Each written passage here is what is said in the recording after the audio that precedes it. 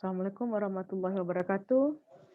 Hey everyone, welcome to the class of TOEFL Teaching English as a Foreign Language. Right now, we are still talking about methods in English language teaching, but the focus of our presentation today is about bilingual method and eclectic method. Okay, for the previous meeting, I have explained to you about grammar translation method or GTM and direct method. Maybe I will give you a little bit review about grammar translation method and direct method. We know that method for GTM focus to understanding grammar, but using translation from the students mother tongue to the target language. And direct method use full English or full target language that will be learned by the students in the teaching learning process. Nah, kalau GTM itu fokusnya kan bagaimana menggunakan atau memahami tata bahasa yang akan dipelajari bahasanya atau bahasa asingnya seperti bahasa Inggris dengan memfokuskan bahasa ibu sebagai bahasa uh, utama untuk melakukan proses pembelajaran karena akan diterjemahkan dari bahasa ibu ke bahasa target yang mau dituju. Dalam hal ini bahasa Inggris. Sementara direct method bagaimana menggunakan bahasa yang mau dipelajari seperti bahasa asingnya bahasa Inggris full dalam proses pembelajaran dengan meminimalisir atau tidak adanya terjemahan. Nah, sekarang kita masuk pada method yang berikutnya adalah bilingual method and eclectic method. Okay, let's see. First, we will talk about CPMK dan bahan kajian. Our CPMK is the students are able to understand kinds of methods in ELT, including the principles, aims, merits, and demerits. And then the learning materials for this meeting is bilingual method and eclectic method. Here we go. We will discuss about bilingual method firstly. From the name, let we see that bilingual berarti menggunakan dua bahasa, ya. Bilingual atau bilingual in English or multilingual and multilingual. Kalau multilingual berarti banyak bahasa atau lebih dari dua. Kalau bilingual berarti dua bahasa. Apa maksudnya dua bahasa? Artinya menggunakan mother tongue and the target language in teaching learning process. Actually, this is the variation of GTM. Sebenarnya ini bilingual ini adalah variasi dari GTM, cuma ada sedikit perbedaannya. Nanti akan kita lihat perbedaannya tersebut di mana. Jadi pada bilingual method is one of many teaching methods of English language and proposed by Dodson in 1967. And then the method is used where two languages, for example, mother tongue and the target language are used. Jadi metode ini digunakan di mana ada dua bahasa seperti bahasa ibu dan bahasa target digunakan. In this method, the mother tongue is used to achieve the target language. Pada metode ini, bahasa ibu digunakan untuk mencapai target language. Nah, kita lanjutkan. Principles-nya adalah in the bilingual method, it is the trainer who always use the mother tongue to clarify meanings and not the student. Jadi underline-nya bedanya dari GTM di sini, pada bilingual method trainernya, pelatihnya atau teachernya menggunakan bahasa ibu untuk mengklarifikasi meaning kepada siswa, tapi siswanya tidak. Jadi siswanya memang betul-betul diminimalisir menggunakan bahasa ibunya. Yang banyak menggunakan bahasa ibu itu adalah si pengajarnya. Karena untuk mengklarifikasi makna, supaya tidak ada salah paham. Kemudian, ini ada mistyping. The learner is appropriately exposed to sentence pattern trainings, which are not delivered in the grammar translation method. Additionally, in the bilingual method, reading and writing are presented early in the course of language teaching, and there is an incorporation of the speaking and writing skills. Nah, jadi pada model bilingual, memang si peserta didik betul-betul diajarkan pola bahasa atau dilatih untuk menggunakan pola bahasa asing tersebut atau bahasa yang diajarkan. Yang kalau pada GTM tidak, dia ini bahasa ibu, ini diterjemahkan. Nah, kalau di sini tidak. Kalau di dalam penggunaan bilingual, dia lebih cenderung atau lebih banyak menggunakan bahasa asingnya dengan pola yang diajarkan. Jadi tidak diterjemahkan kalau itu tidak diperlukan. Kemudian pada waktu penggunaan bilingual, kemampuan membaca dan menulis diajarkan lebih awal. Kemudian dikaitkan langsung dengan speaking dan writing-nya. Okay. The third point is students are not permitted to use their mother tongue. Kalau dalam prinsip bilingual, siswa tidak diizinkan betul menggunakan bahasa ibunya. Jadi seperti yang disampaikan di atas, yang lebih cenderung menggunakan bahasa ibu itu adalah si trainernya atau teachernya, karena to clarify the meaning, untuk mengclarify meaningnya biar anak tidak salah kaprah. Sementara anaknya memang lebih banyak menggunakan bahasa asing yang dipelajari seperti bahasa Inggris. Kemudian, L1 is used by the teacher to target his communication or qualification. Bahasa ibu digunakan oleh guru atau trainer untuk mencapai komunikasi yang baik dan mengklarifikasi makna tersebut. And then the teacher provide meaning in L1 for minimum parts of or sentences. Guru memberikan terjemahan atau pemahaman dalam bahasa ibu agar pemaknaan tidak menjadi salah.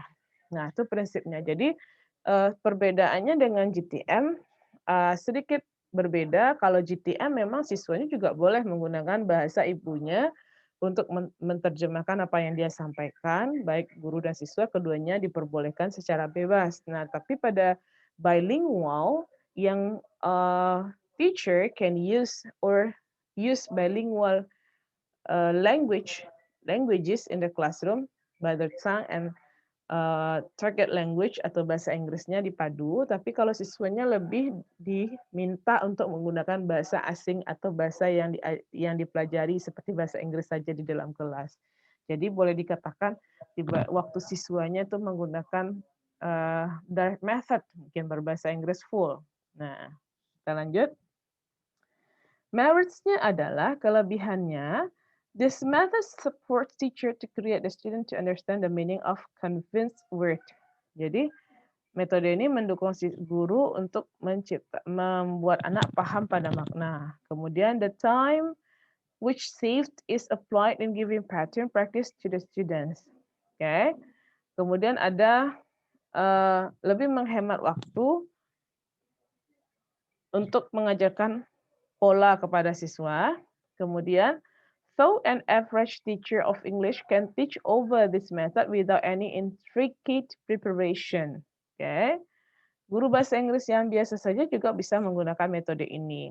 Kemudian, the bilingual method endorses both fluency and accuracy. It stimulates the theory as it lays stress. Jadi, pada metode bilingual ini, kelancaran dan ketepatan menggunakan bahasa ditekankan.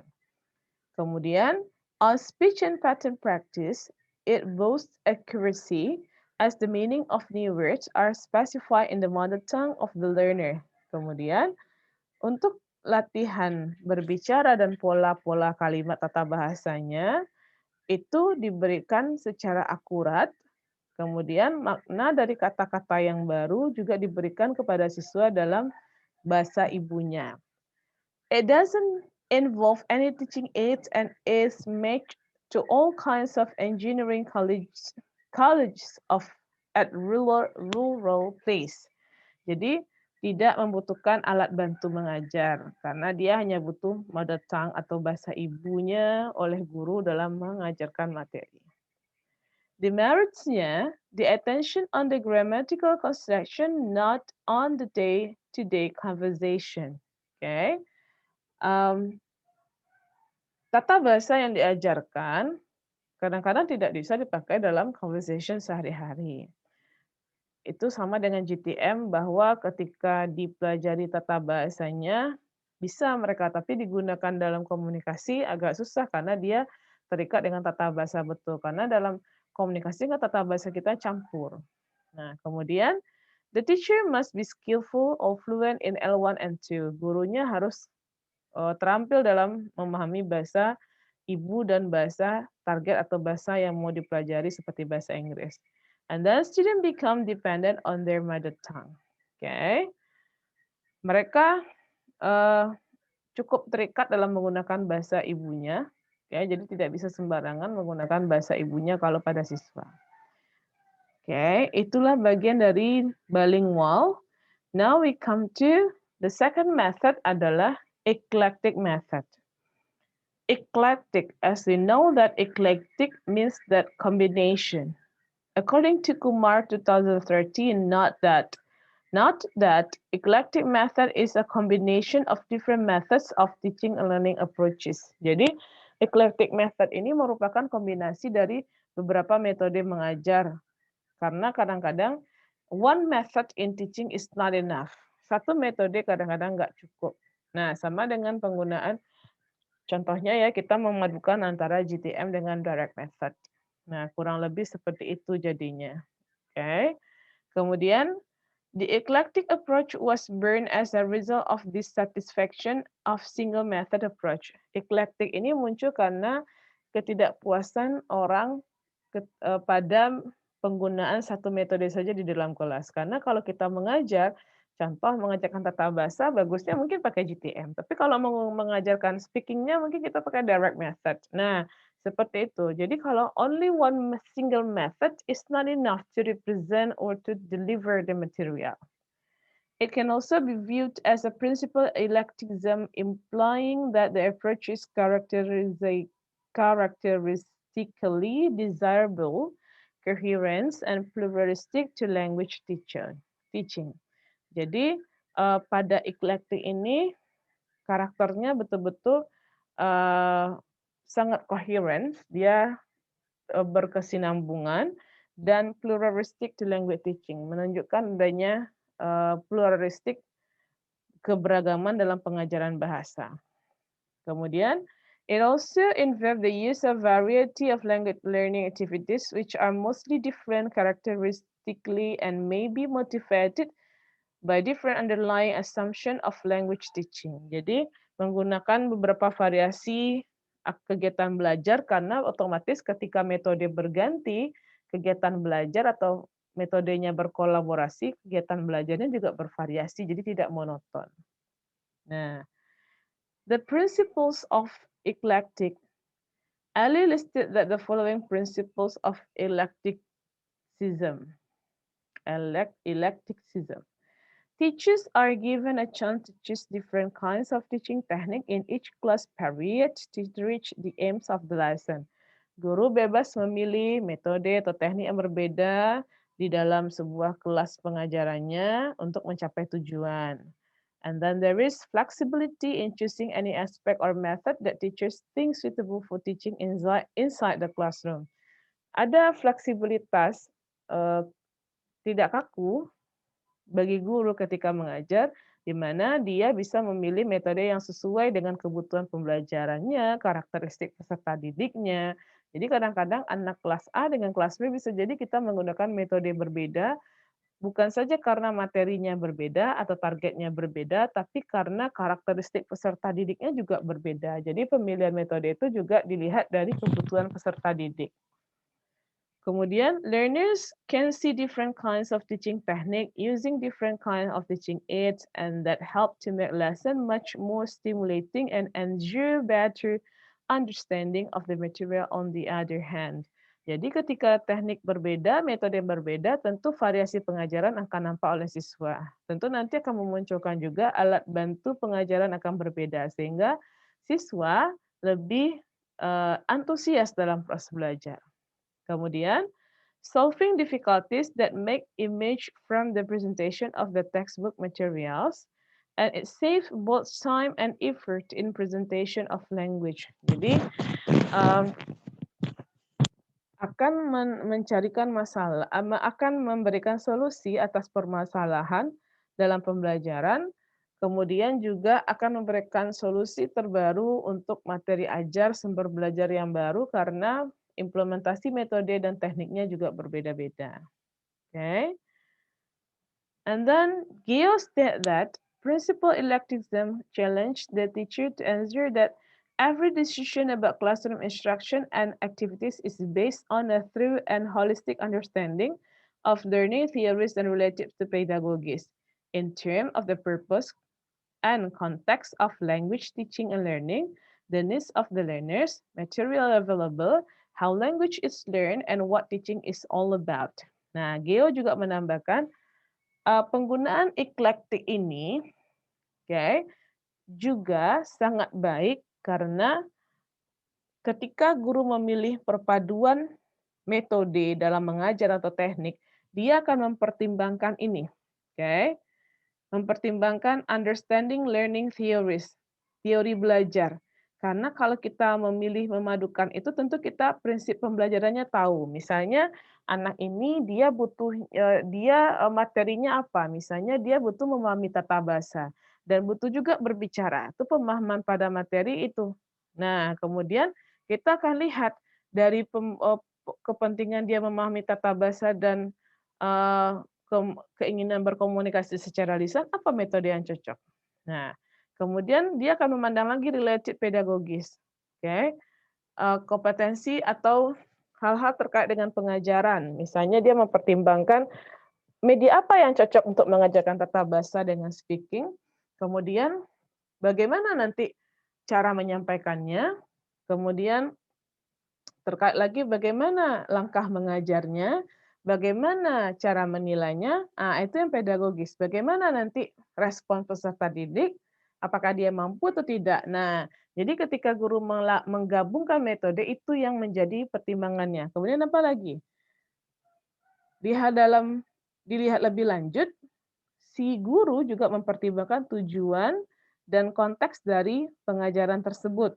Kemudian kebutuhan siswa, materi yang tersedia, dan bagaimana bahasa dipelajari, dan hal-hal apa saja yang terkait dengan pengajaran. Jadi di sini ketika guru melakukan eklektik atau mengimplementasikan eklektik, artinya dia menggabungkan beberapa metode, dia tidak ada ahli mengatakan harus dua, yang jelas menggabungkan beberapa metode, tentu dia mempertimbangkan hal-hal seperti ini, di mana dia tahu learning theories, bagaimana teori pembelajaran, kemudian teori pedagogi, pada pedagogi kita akan bahas bagaimana eh, bagaimana cara mencapai tujuan pembelajaran seperti ini, kemudian bagaimana materi itu ditransfer, kemudian bagaimana medianya nanti, kemudian bagaimana langkah mengajarnya, bagaimana penilaiannya. Nah, seperti itu nanti ketika guru ingin menggabungkan beberapa metode.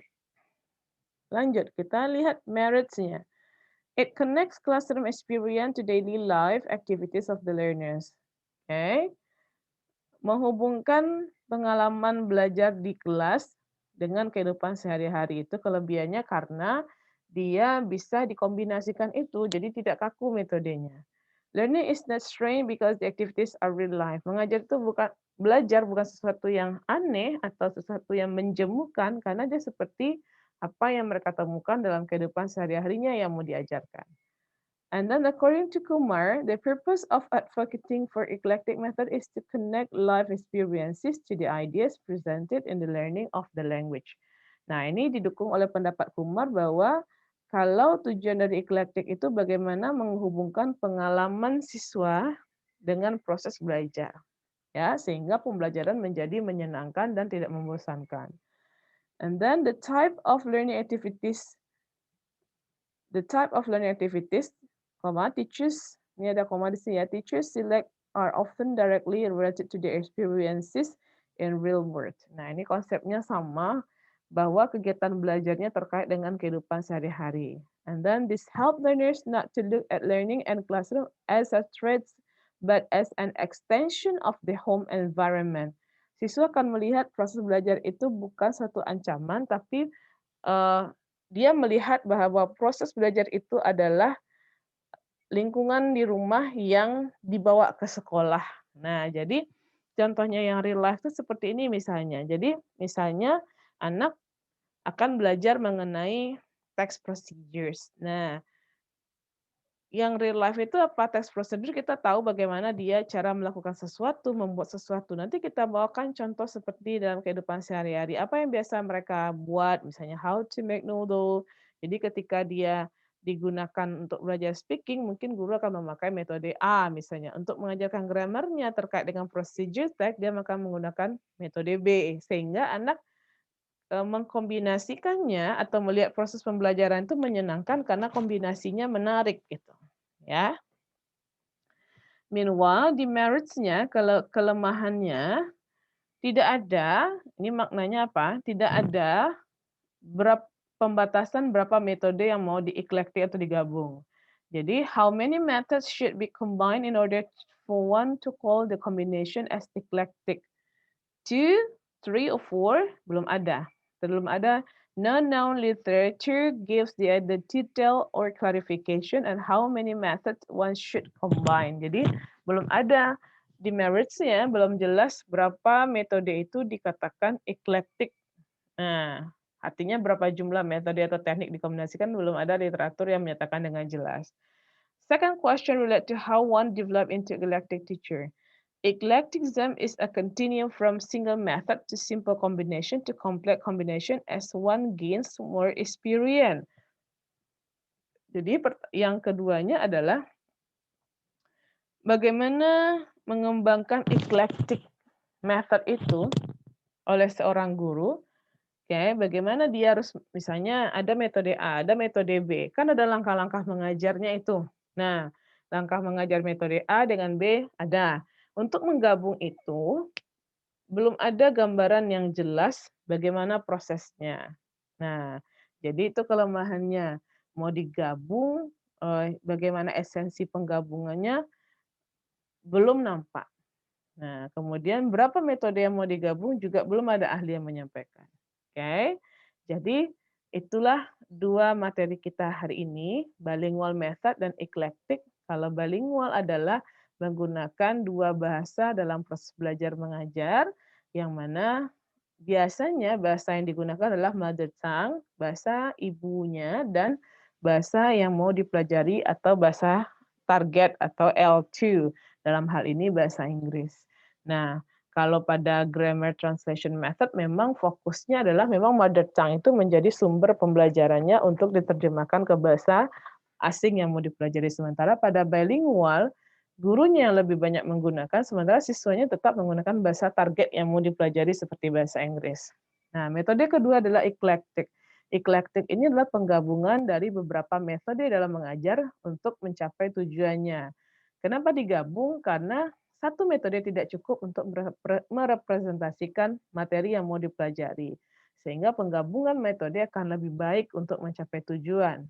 Oke, tapi dengan catatan ketika menggabungkan pertimbangkanlah teori pembelajaran, kemudian teori terkait pedagogi atau prinsip pengajaran, seperti bagaimana mencapai tujuan, kemudian bagaimana memilih media, langkah mengajarnya, sampai kepada proses evaluasi. Nah, that's the conclusion. Now we come to the question. The first question, do you think that grammar translation method is different from bilingual method?